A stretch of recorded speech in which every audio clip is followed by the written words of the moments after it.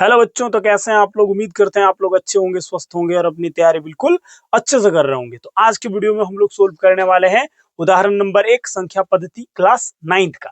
तो उदाहरण 1 कहता है कि नीचे दिए गए कथन सत्य है या असत्य, कारण के साथ अपने उत्तर दीजिए। और नीचे जो प्रश्न दिया गया है 3 प्रश्न।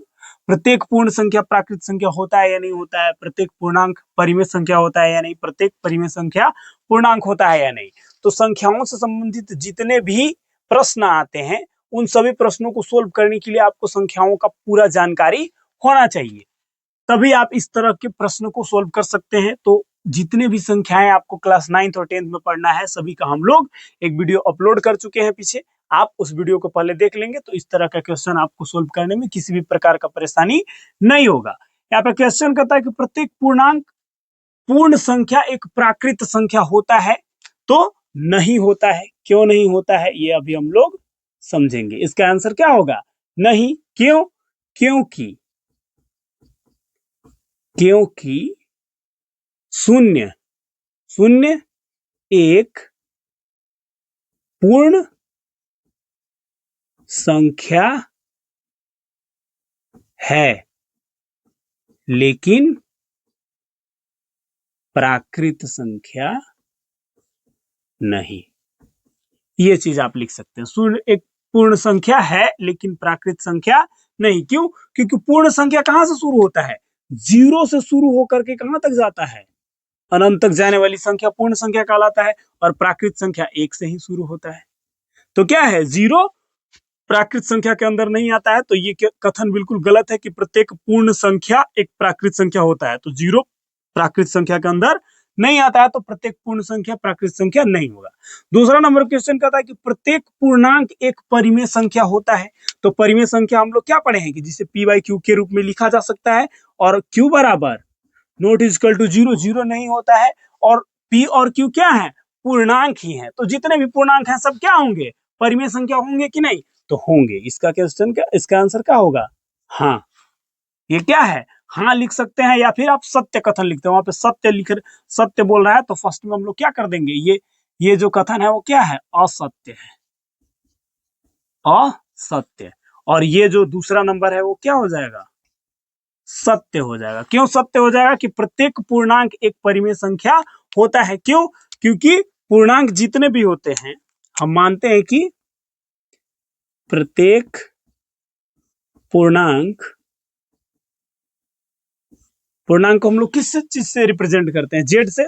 प्रत्येक पूर्णांक जेड को क्या हम लोग कर सकते हैं? जेड बाई 1 के रूप में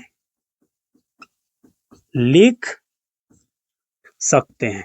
लिख सकते हैं कि नहीं लिख सकते हैं? लिख सकते हैं। पूर्णांक ही होता ही है परिमेय संख्या। आप जैसे -3 को -3/1 लिख सकते हैं। आप कहेंगे 0 तो 0/1 लिख सकते हैं। 7 तो 7/1 लिख सकते हैं। सभी पूर्णांक को p बाई क्यू के रूप में लिखा जा सकता है। तो ये कथन 100% क्या है? 100% सत्य है कि प्रत्येक पूर्णांक एक परिमेय संख्या होता है। तीसरा नंबर क्वेश्चन कहता है कि प्रत्येक परिमेय संख्या पूर्णांक होता है। तो परिमेय संख्या क्या होता है? p बाई क्यू के रूप का होता है। पहला तो ये इसका आंसर क्या हो जाएगा? असत्य होगा। क्यों असत्य होगा? क्योंकि परिमेय संख्या p बाई क्यू के रूप में होता है और कोई भी पूर्णांक p बाई क्यू के रूप में नहीं होता। पूर्णांक कहाँ होते हैं? 0, 1, 2, 3 डॉट डॉट डॉट, इधर 4, 5 जो भी होगा, -1, -2 इस तरह के होते हैं। क्या चीज? पूर्णांक होते हैं। और परिमेय संख्या 7/3। 7/3 इसके अंदर आएगा क्या? कभी कभी नहीं आएगा पूर्णांक के अंदर। तो प्रत्येक परिमेय संख्या एक पूर्णांक होता है, होती है? तो नहीं। क्यों? क्योंकि क्योंकि क्योंकि पूर्णांक को, या फिर आप डायरेक्ट लिख सकते हैं क्योंकि 7/3 ऐसे लिख सकते हैं। 7/3 या कुछ भी लिख सकते हैं। आप यहां चाहे तो 9/5 भी लिख सकते हैं। 9/5 एक क्या है? परिमेय संख्या है परंतु पूर्णांक नहीं है। क्या नहीं है? इसलिए हम कह सकते हैं कि प्रत्येक परिमेय संख्या एक पूर्ण संख्या नहीं होती है। तो ये क्वेश्चन आपको अच्छे से समझ में आ गया होगा, ऐसा हम उम्मीद करते हैं। तो अगर आपको ये क्वेश्चन अच्छे से समझ में आ गया तो हमारे चैनल को सब्सक्राइब करें, लाइक करें और अपने दोस्तों के पास शेयर करें। बस आज के लिए इतना ही। इसका आप स्क्रीनशॉट ले सकते हैं, इसको नोट डाउन कर सकते हैं।